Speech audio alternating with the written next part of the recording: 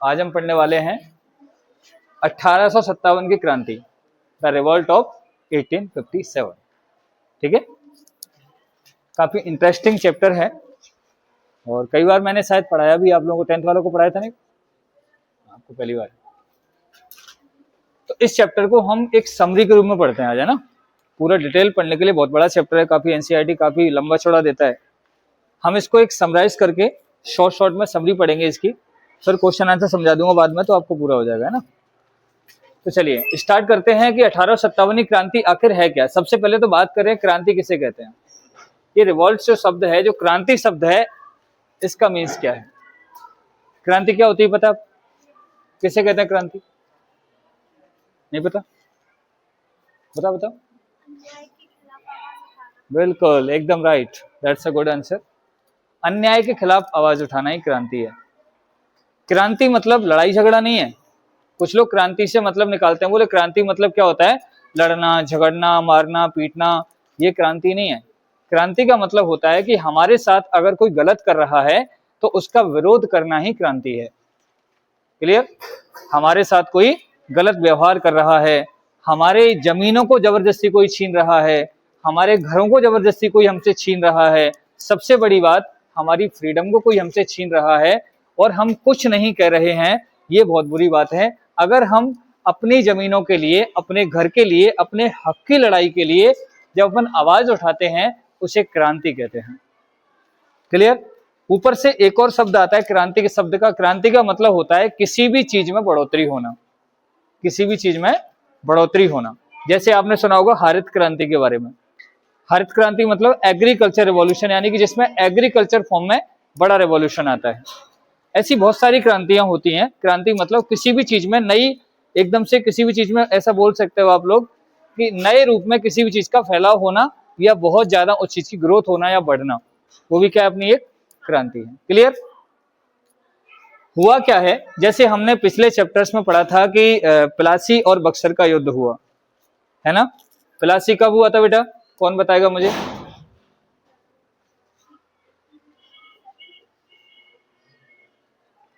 कब हुआ? 1757। बक्सर कब हुआ? बक्सर कब हुआ? 1764 में। प्लासी हुआ 1757 में। ये कौन सा है? प्लासी है। ये कौन सा है? तो बक्सर के युद्ध के बाद अंग्रेजों ने क्या किया, पूरी तरह से भारत पर कब्जा कर लिया। ठीक है। एक चीज और हमने पढ़ी थी, 1765 में क्या हुआ था,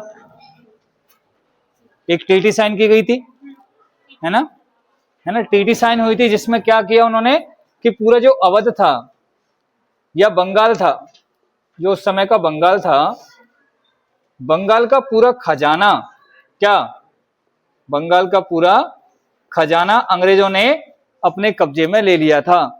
और इस युद्ध के बाद, बक्सर के युद्ध के बाद, भारत में जितने भी राजा लोग थे उन सभी को अंग्रेजों ने सिर्फ एक पेंशन भोगी व्यक्ति बना के छोड़ दिया। क्या कर दिया कि भाई आप नाम के राजा रहोगे, हम आपको महीने की सैलरी दिया करेंगे, पेंशन दिया करेंगे, है ना। ट्रीटी ऑफ इलाहाबाद इसका नाम था, जो 1765 में साइन हुई थी। इस ट्रीटी के अंदर क्या बोला गया कि हम आपको क्या देंगे, पेंशन्स देंगे, आपका सारा खजाना जो है वो हमारा हो गया, आज से आप हमारे रेमो करम पर जियोगे। आप सोच कर देखो, आप अपने पूरी मतलब पूरे जिले के, ग्वालियर के राजा हो और आप बचपन से ही एक रॉयल्स फैमिली के अंदर जन्मे हो और आपने बचपन से गरीबी नहीं देखी, आपने प्रॉब्लम्स नहीं देखी, आपको जो चाहिए मिल जाता हो, आपके पास अपार धन संपत्ति हो, सारी सुविधाएं हो, और कोई एक व्यक्ति आए और आपको पहले तो आपकी पिटाई लगाए, ठीक है, पिटाई लगाने के बाद फिर आपसे बोले कि आपका सारा राज आज से मेरा, आप आज से राजा नहीं हो, है ना। फिर उसके बाद में आप कहो कि भैया यार मेरी जनता में थोड़ी इज्जत है यार, उसे रख लो, तो वो आपसे कहे कि चल ठीक है तुझे राजा बना के रखता हूँ, बट एक शर्त है, आज से तेरा जो खजाना है, तेरी जो धन दौलत है, जमीन जायदाद है, घर, सब मेरा है, बस तू यहाँ पर रहेगा एक किसके रूप में, तू यहाँ पर रहेगा एक मेरी चौकीदार के रूप में रहेगा, नाम का राजा बन के रहेगा, मैं आपको इसके बदले सैलरी पे किया करूंगा, और उसके बदले तू मेरा पूरा कलेक्शन करेगा, लोगों से जो भी टैक्स वैक्स वसूलेगा वो सब काम करेगा, जो अभी तक करता आ रहा है सब करेगा। लेकिन अंतःस्त्र वही है कि अब तू राजा नहीं है, नाम का राजा है, बाकी राजा हम ही हैं, सरकार हमारी है, हम राज करेंगे, आप सिर्फ जनता से टैक्स वसूलोगे और हम तक पहुंचाओगे। यानी एक तरह से क्या हो गए, वो एक जमींदार बना दिए, राजाओं को जमींदार बना दिया गया। तो ये सब बातें अच्छी लगेंगी आपको, आपके साथ, हमारे साथ, किसी के साथ ये सब हो जाए तो क्या मजा आएगा कि चलो ठीक है कोई बात नहीं, राजा नहीं तो जमींदार सही, है ना। कष्ट तो होता है ना कि भाई राजा था, अब कुछ नहीं हूं मैं, मेरी क्या हालत कर दी अंग्रेजों ने। लेकिन कर क्या सकते हैं, कुछ ऑप्शन भी तो हो। भाई हार गए युद्ध में, अब क्या करें, जो मिल रहा है वही सही है ना, ईश्वर जो दे रहा है प्रेम से ग्रहण करो। अब लोग उसको अपनी किस्मत समझ के ग्रहण कर रहे थे आराम से। इसी प्रकार से राजाओं को धीरे धीरे तोड़ना शुरू किया अंग्रेजों ने, और धीरे धीरे पूरे भारतवर्ष में अपना राज फैला दिया। मतलब अफसोस होता है कि यार हम लोग 100-150 साल तक अंग्रेजों को गुलाम रह गए, चुपचाप सहन करेंगे हम गुलामी को, कुछ कहा ही नहीं हम लोगों ने। कैसे लोग थे इंडिया में, ऐसा क्यों हुआ? क्योंकि उस समय पर लोगों के अंदर एक चीज नहीं थी जिसको बोलते हैं नेशनलिज्म, यानी कि देश प्रेम। क्या नहीं था?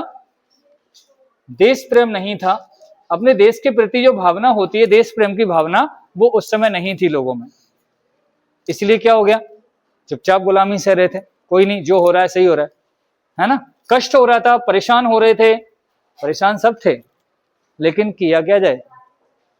फिर धीरे धीरे राजाओं को खत्म किया। जो जमींदार थे, जो बड़े बड़े सेठ हुआ करते थे, व्यापारी हुआ करते थे, उनसे बहुत ज्यादा टैक्स वसूल करने लग गए, बेचारे वो भी परेशान। जो साहूकार होते थे वो भी परेशान।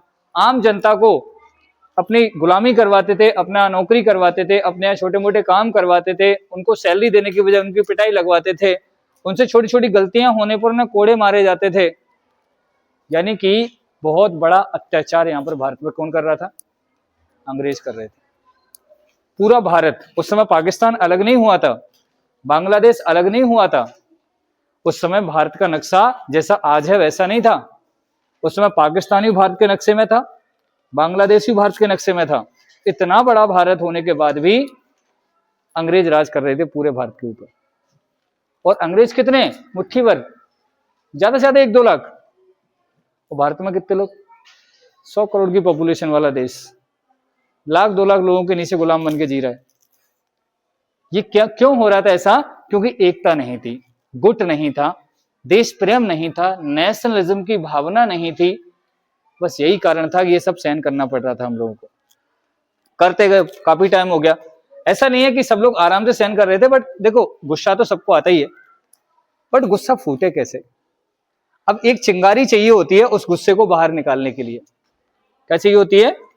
एक चिंगारी। और वो चिंगारी जन्म लेती है कब? 1857 के अंदर। ठीक है, जब ये क्रांति हुई तो वही एक चिंगारी जो बरसों से सुलग रही थी। ऐसा नहीं है कि जो 1857 क्रांति जो हुई, वो ऐसा नहीं कह सकते हम लोग कि इस क्रांति में तत्काल रूप से एकदम से मंगल पांडे को बुरा लगा, उन्होंने ऐसे ये सब कर दिया जो अपन आगे कहानी पढ़ेंगे और ये क्रांति हो गई। ऐसा नहीं था। इस क्रांति के बीज पिछले 100 सालों से बोए जा रहे थे। लोग सोच रहे थे कुछ ना कुछ ऐसा हो, कुछ ना कुछ ऐसा हो कि हम सब संगठित हों और इन अंग्रेज के बच्चों को यहां से मार के भगाएं, है ना। मारना सब चाह रहे थे, सबके हाथ सहला रहे थे, कब अंग्रेज मेरे को लगाए खींच के, एक चांपटा खींच के। पर करें क्या? अब एक आदमी जाता है लड़ने, उसको अंग्रेज पकड़ के जेल में डाल देते हैं, फांसी पे चढ़ा देते हैं, बेचारे डर जाए, कोई नहीं जाएगा आगे निकल के, वो मारेंगे, पिटाई लगाएंगे, कोड़े कौन खाए, है ना। लेकिन होता क्या है, एक तात्कालिक कारण की अपन बात करते हैं, कारण बहुत सारे हैं। मैन आते हैं अपन 1857 के एक तात्कालिक कारण के ऊपर। किसके ऊपर?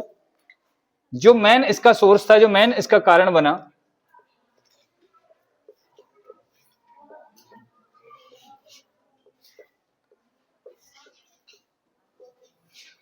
तात्कालिक कारण क्या बना?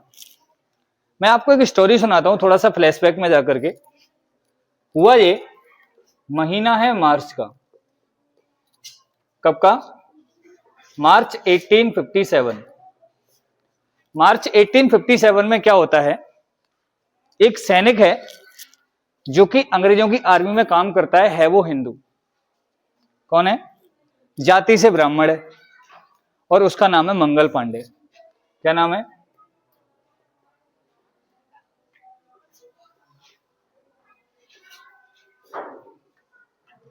मंगल पांडे नाम है उसका, ठीक है। ये व्यक्ति क्या करता है, सुबह सुबह उठता है और सुबह सुबह उठ करके पूजा पाठ करता है पहले, उसके बाद ये ड्यूटी जाता है। अच्छा, अंग्रेजों ने ऐसा क्यों किया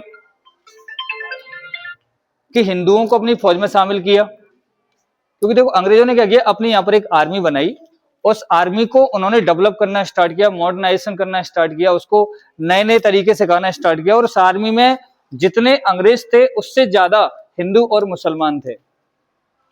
अंग्रेजों की आर्मी में उन्होंने भारत में आके हिंदू और मुसलमानों की भर्ती करना स्टार्ट कर दी, उनको ट्रेनिंग्स देना स्टार्ट कर दी, और उनको नए नए हथियार प्रोवाइड कराना स्टार्ट कर दिए। और उसी समय पर एक नई बंदूक आती है अंग्रेज सेना के अंदर, जिसका नाम था एनफील्ड राइफल। क्या नाम है? एनफील्ड राइफल नाम की एक बंदूक आती है, जो कि बहुत ही मॉडर्न बंदूक कहलाती थी, है ना। और अंग्रेजों की सेना में ये बंदूक शामिल अंग्रेजों ने क्यों की गई? क्योंकि अंग्रेज चाहते थे कि इस बंदूक के जरिए हम लोग भारत को और ज्यादा अच्छे से कंट्रोल में रख पाएंगे, क्योंकि ये बंदूक बहुत ही मॉडर्न है, बहुत ज्यादा दूर तक मार करती है ना, गर्म नहीं होती, लंबे समय तक चलती रहती है, और इसके जरिए हम पूरे जो है आराम से पूरे भारत पर अपना अधिकार कर लेंगे। तो इसको शामिल किया गया अपने बचाव के लिए। यही बंदूक उनके लिए बहुत खतरनाक साबित हो गई अंग्रेजों के लिए। कैसे, आइए जानते हैं। तो मंगल पांडे क्या करता है, सुबह सुबह उठ के पूजा पाठ करता है। तो एक दिन सुबह सुबह